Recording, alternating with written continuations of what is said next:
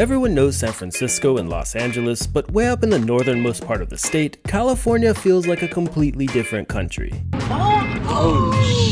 We just saw a massive bear run by. Pretty wild out here in California. As soon as they took the dam out, 2 weeks later, there was already salmon going up and spawning where we haven't been in like 100 years. And the timeline on the left there, the crazy one. These trees are absolutely massive. Sie kommen aus Österreich! Yeah. I just keep happening across insanely beautiful places today. Hey guys, right now I'm out in Del Norte County of Northern California, the northernmost county of coastal California, largely rural, and in Spanish Del Norte, of the north. After making my way through central and southern Oregon, today I'm taking that journey even further, driving further south through the Yurok Native American Reservation and onwards to Humboldt County, ending today's drive in the city of Eureka. Both of these counties are some of the poorest in California. This is Highway 101 running through here, and right now I'm just making a little stop actually within the Redwood State and National Parks area. So the Pacific Ocean here behind me, redwoods inland, and lots of wildlife. I am way out there in California right now. So I'm super interested to get to know this part of the country better. Let's go ahead and get in the car and start heading south.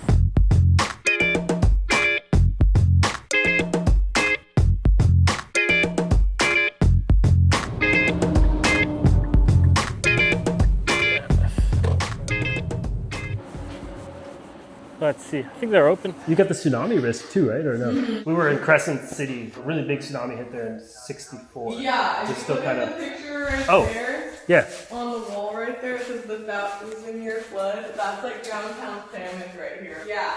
Oh, also this is part of the tsunami, okay. Mm-hmm. And I think it all stemmed because there's a huge earthquake in like Alaska or something. I'm David, by the way, sorry. What was your? Talise, pleasure to meet you. I guess before I was born, we had a movie theater, all kinds of random stuff. We had like multiple stores and whatever. I guess it was popping.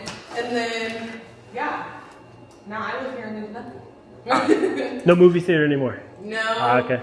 We don't even have a laundromat. We have gas stations. That's a big business though, the gas stations, right? Or, yeah, definitely. It's a little bit cheaper here, right? A little bit. But yeah, the gas stations definitely bring in a lot, especially because we don't have like a grocery store. Really? No, yeah, we just have the gas station. So we have that. Yeah. And if you have to get groceries, you gotta drive 30 minutes to Crescent City. Oh. Yeah. Do people have a lot of gardens and stuff, or is there a way to compensate for that, kind of? Kind of, but not really. Most people just gotta drive 30 minutes to Walmart. Because that's where the high school is and stuff too, so we don't have like a high school here. Okay. And middle school. Wait, so high school means like a long drive on the school bus then? Mm-hmm. Yeah, you gotta get on the bus at like 6 in the morning so you can make it to school by like 7:50, 8. So that's where you went to high school? Yeah. Up in Crescent City? Mm-hmm. Wow. How many people go to that high school then? It must be like a ton. There's quite a few, because it's like all the Crescent City kids, and then there's people from like the Smith River and Fort Big area that get like transferred over there too. So you're like out of high school? Mm-hmm. Okay, yeah, I graduated in 2023, and I worked here since. It's a really nice welcome center, by the way. Yeah, it is. Is it kind of new though, or? This one was built in 2014. Is there a lot of people still speaking like the local? Is the local language called Yurok here? Mm-hmm. Sorry for my ignorance. Yeah. Yeah. And they teach it in the high school too. Oh, okay. So I took 4 years when I went to high school. Okay, but up in Crescent City they still teach it. So they teach Tawa and Yurok language. Tawa is that where like Elk That's like Grove? Crescent City. Crescent City, okay. Yeah, cool. Crescent City's Tawa, and then so is like the Smith River area. Because if you look on the map over here on the wall, that black line that goes around the whole thing, that's Yurok ancestral territory. Gotcha, okay. And our reservation now is that orange line a mile on each side of the river. Okay, so it's like based on a treaty that was signed at some point? Yeah, pretty much. We have our river, and that's our reservation. Okay. So it's a mile on each side of the river, and then the rest of it's, you know. Was the initiative to get the dam removed from the river, did that go on for many years? Because it's just this year that it happened, right? 2025, I think, is when they did it. So last year. Okay. Yeah. April last year. Timeline, I think it started in 1855. The initiative to remove the dam? That's when like it first got input, or they started talking about putting it in. Wow. Yeah, the timeline for that's crazy. You should read that timeline. It's nice. That's insane. I know. I didn't even know, because I've lived here my whole life, and I know that like it's been dammed like for Yeah. Everyone's whole life. My grandma too. Wow. But yeah.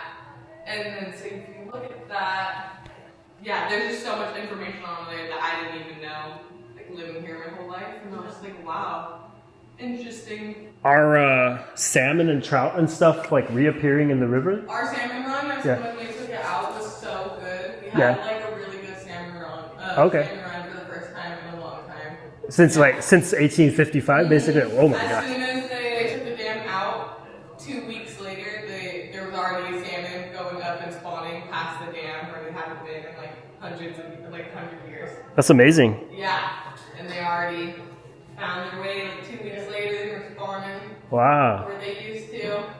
It's pretty cool. I feel like that is a very hopeful thing for the future. There was, I think a Yurok tribal member or one of like our fishery techs or something was up there and got it on video and seen it too. It was really cool. That's a tribal member, right? Yeah, and then the timeline on the left there. Okay. The crazy one. Wow. Yeah. Was created by executive order. Okay, gotcha. Klamath is pretty tiny. 400, 500. Okay. Not even 1K. Not even 1,000. Okay. Probably not. I had read somewhere that this is the biggest around California. Yeah, exactly. Yes. But so there's more than just 500 people that are trapped. But they live off of. Like on our reservation. Yeah. I mean, some people live on like the Humboldt Reservation. A lot of people live in Crescent City. Okay. Smith River. Yeah. So, and then some people live like across the country. Right. It really just depends on the Right. person, but they are enrolled Yurok tribal members. Okay, I got you. Yeah. So there's no, you could even live in another country and still be like an enrolled tribal member if you want. Yeah. Just about who you are. Yep. Yeah, and then I'm Yurok and Hoopa, so I could be on the Hoopa roll if I wanted to, or I could be on the Yurok roll. Not both? I'm on the Yurok roll because I'm more Yurok than I am Hoopa, and I've lived here in Klamath my whole life. So Got I you. live on the Yurok Reservation. Yeah. So my dad is a little bit of Yurok, but mainly he's Hoopa. Okay. And then my mom's Yurok. Yeah. And Hoopa is like kind of where reservation ends and where the Trinidad River starts. So our reservation's 41 miles. So Yeah. that's where the river meets the ocean here. And then 41 miles down our river. Okay. Where it meets the Trinidad River. That's you. And then that's like, the Witch Peck, Hoopa area is right there. Okay, and that's a separate reservation, or it's just where? Okay. Yeah, Okay. the Hoopa Reservation is separate. And then Witch Peck is Yurok tribal territory. So. But different language spoken over there. Hoopa is like a Yeah, Hoopa is Hoopa language. Yeah, Yep. not even closely connected at all or anything. They're kind of similar, but they're definitely really different. Okay. Yeah, all of our language is kind of similar. I could read a lot of Yurok words, but Hoopa words, I'm like, what does that say? Okay. Wow.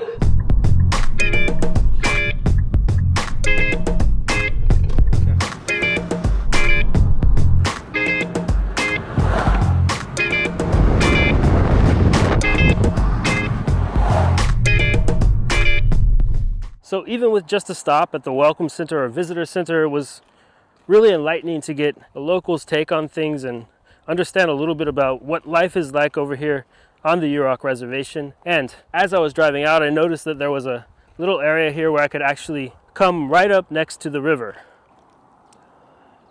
Basically, the vast majority of, well, the whole recent history of how the federal government has treated indigenous people in this country is just really tragic. But reading about the Yurok tribe's success in getting this river undammed was a really inspiring thing. So I really wanted to just walk up to the freed river, touch it with my own hands, and see it with my own eyes. This is what it looks like. Incredibly beautiful. And just a few months from now, they'll be having the salmon run. So this place should just be filled with huge salmon like I saw over in the photo back at the visitor center. Also, as it was just explained to me, to contextualize, you can just imagine 2 miles that way from this river and then 2 miles that way from this river are the current boundaries of the Yurok Reservation, which is just much, much smaller than their ancestral lands cover. Also, I came a little too early before the season, but they do have boat tours that they do, which would be a great way to actually visit the river with a tribal member. The nature out here just feels vast, and as we continued south, the scenery changed from river to deep forest quickly. Bro.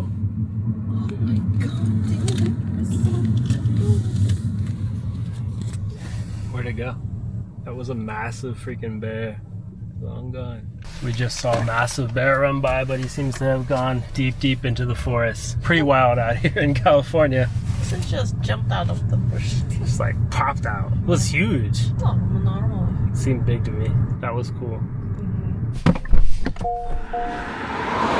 So that guy running around must have been pretty hungry. That's probably what he was looking for, some food. I can't believe a bear just ran right across the road, like right there. And since we happen to be driving through this part of California where they've got all these redwoods, both the national and state parks, we had to just take this scenic route, and it's really worth it here. I'll admit I have a little bit of a slight fear of bears just because I haven't spent that much time around them, so I'm doing a tiny little hike, just kind of watching out. That's not how it works with bears, I know, but there's a few other people stopped up here, so that kind of makes it less likely that the bears would just come over here. You know, they'll hear 4 people more likely than they'd hear 2. Ross, on the other hand, has no fear of bears and loves them. I've seen this, I don't know, 2-3 times. Yeah. And every time I'm impressed. Yeah. So I told him, I just have to bring you down here. Yeah. You have to see this. Okay. Yeah, nice cool. to meet you. Yeah, you as well. Take care. Don't let the bear get you. And you've surely heard about California wildfires. Well, even massive redwoods like this are not immune. You can see some marks from previous year's burns here, but clearly these trees are just massive and resilient, and it looks as though they're kind of growing beyond that. Just down the way, an even bigger one. These trees are absolutely massive. You are in bear, mountain lion, and elk territory. You've also got various wildlife out here besides the bears. There's a prairie right here. There's a little trail that goes through it and then points out that it's a place where the wild elk like to hang out. Hard to tell on camera, but there's a bunch hanging out over there. Back to the ocean. Oh yeah, we could stop on the beach and eat, maybe. Yeah. And exiting the redwoods area, then you come to these lagoons. This is the first of 3. On the other side, we've made it back to the Pacific Ocean as well. It's just otherworldly to be here, honestly. It's so beautiful. And how to do it these days, traveling in the US when things are just so insanely expensive often, and eating at a restaurant means your tip might cost more than a meal from a grocery store. Well, obviously go to a grocery store. We got some smoked salmon, some guacamole. It's a pretty good deal. Of course, it's nice to support local businesses where you can, and there are a lot of still affordable little joints along the way, but we've budgeted out about $50 per day for our food, so that means grocery stores are definitely involved. And I mean, this is really good as well. By this point, we'd really taken in a lot in one day, from the reservation to the redwoods, but as we continued south, the landscape began to change again. Suddenly, I found myself passing a trailer park, a school zone, a cafe, just the everyday sights of a small coastal town. Wow, we're high up here now. Oh, wow. I just keep happening across insanely beautiful places today. This is Trinidad, not to be confused with Trinidad, the island, Trinidad and Tobago. In Spanish, Trinidad is the Trinity, so related to like the Catholic Holy Trinity, I believe. It's in the state's name, California, but the Spanish came over here hundreds of years ago, and yeah, for a long time this was Mexico. You might already know. Hence, many, if not most places in this state having Spanish language names. Are those wild roses there? No, they're a certain kind of rose. I used to have huge bush like this in my backyard. Very sweet and a little spicy. Let's see. I figure it doesn't do any harm to pick some because there's so many. I think so. It's not like a native. Indigenous. Yeah. But these roses have been here for a long time. Are you from Trinidad? I'm from Austria. Ah, Sie kommen aus Österreich. Ja. Toll. Ich komme aus den USA, aber wir wohnen in Deutschland. Wohnen Sie in den USA oder in Österreich? Momentan wohne ich in Washington State, aber ich war gerade 5 Monate in San Francisco. Ja, jetzt bin ich am Weg nach Hause. Im Winter ist es mir zu nass, zu kalt und nass. Ja. Ja, zu kalt auch. Fahre ich immer der Sonne entgegen. Im Gegenstand zu Österreich ist das hier viel Sonne, ne? Ja, Ja. aber dort oben in Washington, da ist 9 Monate Regen. 9 Monate, das ist viel. Es regnet, es ist so nass. Und wo genau? Seattle, Tacoma oder? In der Nähe von Portland, Oregon, aber auf der Washington-Seite, ja. Vancouver Paistos, yeah. Yeah. You've lived a long time in the US then. Yeah. When I speak English, nobody thinks I'm not American, but Yeah, I wouldn't have thought that when you said Austria. How long have you lived in the US? 65 years. I'm 77. I've been here a while, but I'm still Austrian. You never lose what... Where you're from? Yeah. You're not the only Austrian in California either. I raised my kids in the San Francisco Bay Area. So Okay. I lived there for about 40 years. Yeah. And I lived in Washington, D.C. I lived in the Virgin Islands. I lived in Italy. I've kind of lived all over the place. Where's your favorite?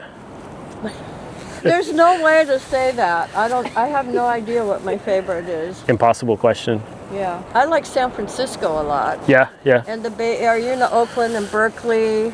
You know, that's kind of where I spend a lot of time in those areas. Yeah. Are you from Virginia too? From Lithuania. Where's that? Lithuania? Oh, Lithuania. Yes. Oh. My last name is Saviskas. Oh. Ah, It's Lithuanian. That was my Savis- ex-husband. But he married, after we got divorced, he married a Lithuanian woman, Okay. oh. which was interesting. Have you been there before? No, I haven't. Nice place. Yeah. When I grew up, I was just in Austria. Ah, okay. Whenever I go back, I usually go to Austria. As the sun set, we drove further, making just one more stop before the hotel. What I have the impression of a California evening being after watching one too many Hollywood movies, sit in your car and watch the sunset.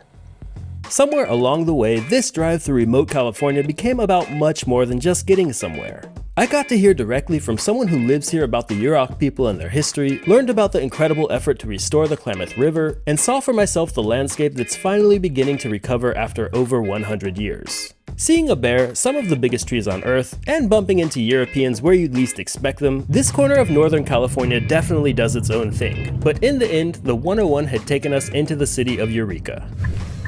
Welcome home. Your friendly Best Western motel. Featuring a fake fireplace. You even get a proper balcony. Restaurant or bar or something there, but behind it, the bay and the Pacific Ocean. What is this? This is not your standard American motel bathroom. And there's even a little Californian flair in this Best Western. You've got some kind of singing frogs in the pond area there. What do you do when the billionaires hoard all the money in the richest country in the world? Eat on a paper bag from a grocery store. Well guys, it sure was a nice drive down here to Humboldt County to Eureka yesterday.